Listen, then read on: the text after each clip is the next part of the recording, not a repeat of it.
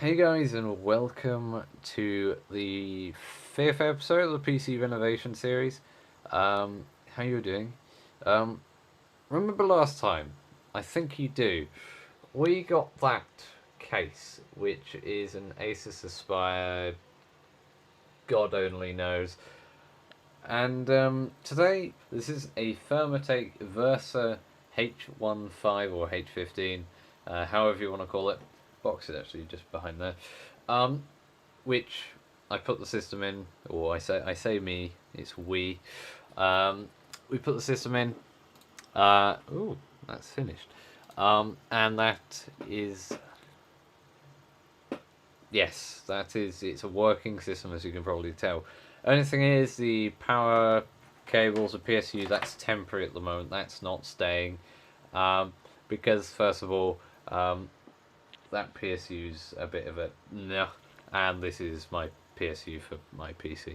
So, yeah.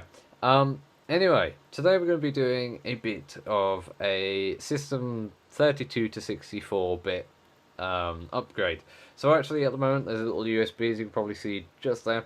That USB has been made in the media creation tool that Microsoft had provided for us, and we've got it set up with Windows. So we've created a bootable drive with Windows 10 Home 64-bit, and we're going to boot off that, let it install, and hopefully get 64-bit so we can use our whole 8 gigs of RAM in our system. Right, so now what we've got to do is we have to boot it off. I've shut it down, as you can probably see, because of the quietness. Um, so we're now going to boot it, and I'm going to spam F12, which will hopefully be our... So these are now mirroring each other, which is always great. Let's do that, and install. The setup is starting. Lovely. Thank you, Bob. Right, so what I can do, so I can reactivate it later, or I can do that now. What I'll do, I'll enter that now, and see how it goes. Right, if I'm going to be perfectly honest, it wasn't as simple as I thought.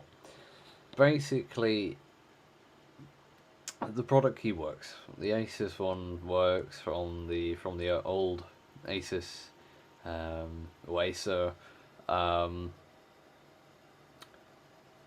desktop, basically PC, the pre-built one, or the Office one, and basically that works. That's fine. The product key works, but basically what's happened is that drive has now been corrupted for some odd reason.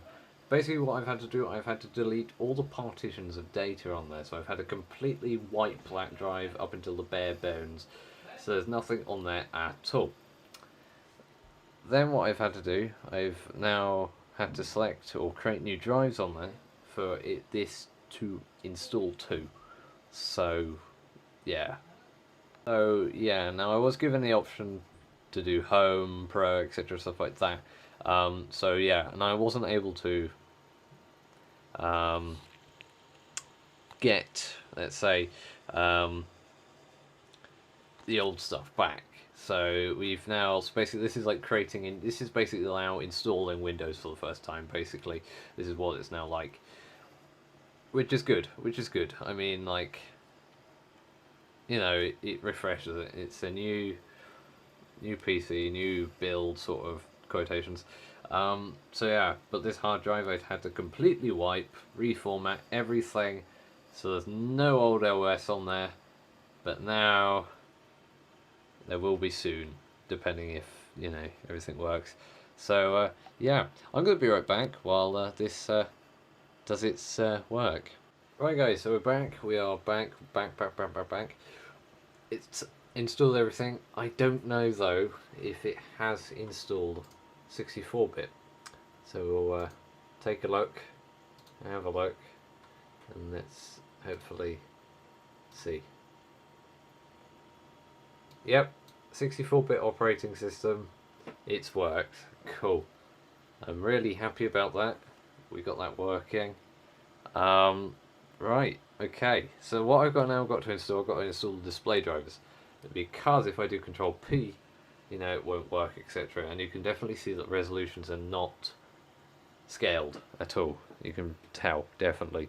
So I have to go and do that. I'm going to get that off NVIDIA's website. So yeah, so we have here a 6600.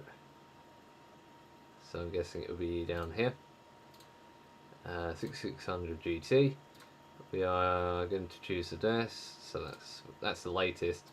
Can we do UK? Cool. So do a quick search. We'll do the top one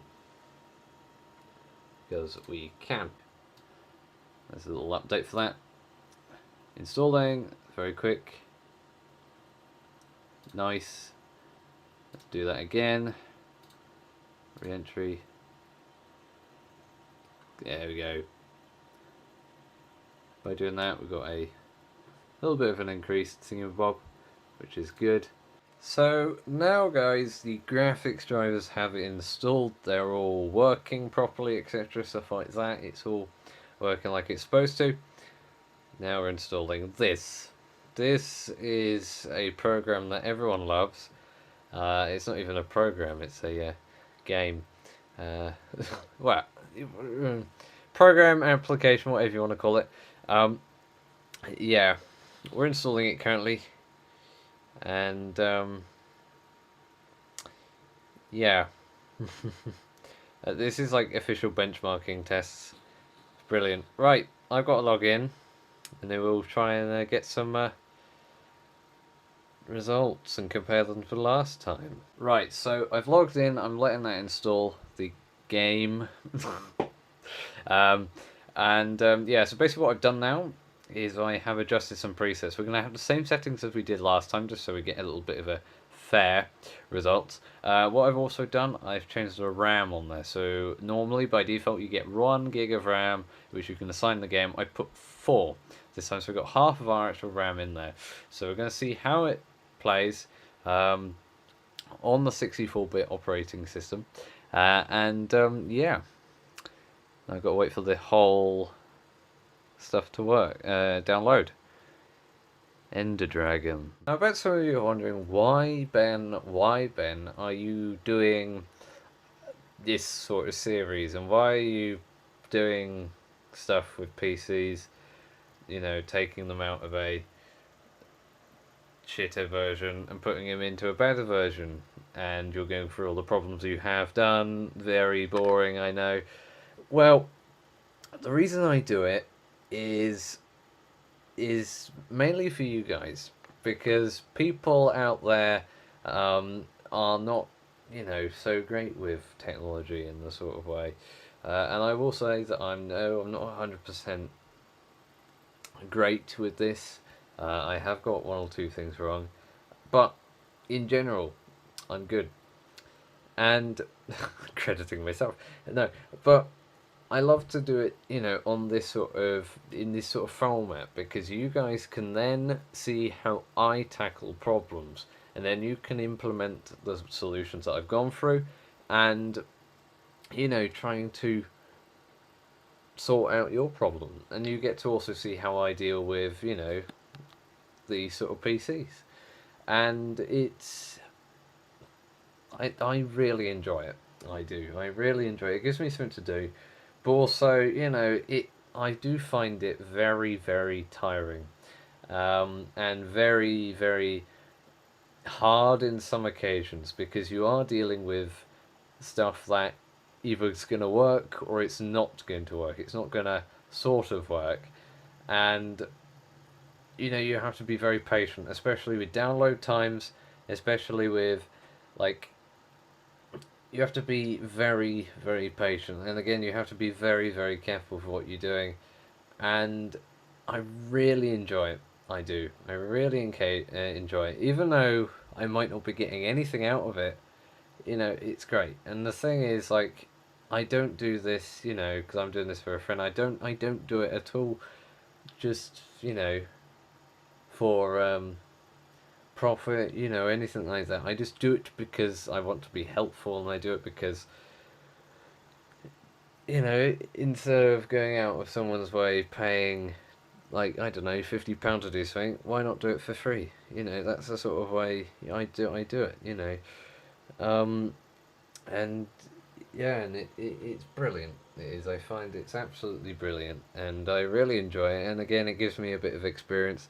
So yeah, do you like the ghetto solution up there? I do. Good. Um, so yeah, I mean, literally, it can be very ghetto. All you've done is just taken out a bit of front IO, bolted something through it, and that's it. Although IO won't work, the main thing I'm focused on is the SD card slot on there, and a few of the front USBs. Um, yeah, but the game's nearly done, which is good, which is very good. So yeah, but I'll see you when we're in game. Right, so I have dropped the light now, so you guys can see a bit better. So what I did first was I did a test on just a normal. So at the moment we're getting an average of 40 FPS, or yeah, around that, which is a big increase from last time. I think our average was something like 20, maybe, something like that. And we're just gonna have a look around. Okay, it's a bit. Okay, it's a bit meh here and there. All right, I will say that. Cool. So let's now go into here. Do some of these. So we're going to put that all the way up to there. Going to put that on 9. Going to put that on to fast. Put that on. I think we had it on maximum. We'll do clouds off, VSync off, OpenGL on, particles decreased, and we'll do that. So getting a 77, 78, 79, 80. 80 FPS I'm going to say for there, so that's exactly the same as last time. I'm actually going to edit the sensitivity on here, because you know how I am.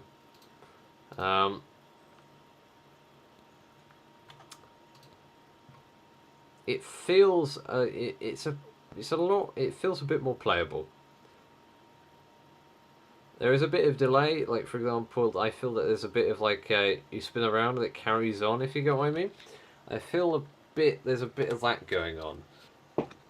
Let's see how it performs in the F11 test. Ooh.